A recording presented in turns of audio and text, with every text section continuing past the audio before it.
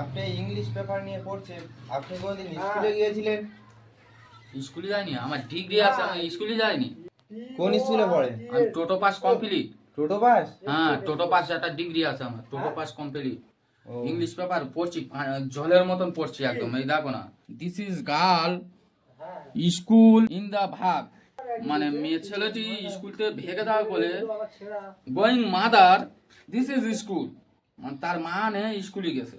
আচ্ছা। স্কুলতে প্রেম ভালোবাসা করে মেয়েটা পালাবে বলে তার মা স্কুলে দিয়ে আসতে গেছে। গোয়িং মাদার মানে তার মাও ভেগে গেছে। তার মা? হ্যাঁ, মানে মেয়ে স্কুলতে পালাবে বলে, স্কুলে পড়াশোনা করে না বলে স্কুলতে পালাবে বলে ওর মা ভয়তে ওর মেয়েটা নেই স্কুলে দিয়ে আসতে গেছে, গিয়ে মেয়েটার মা ভেগে গেছে। লেখাটা কই? এই তো এইসব লেখা আছে, দেখো না, পুরো একদম ইংলিশতে লেখা আছে।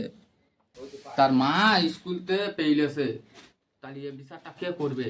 সেটাই তো।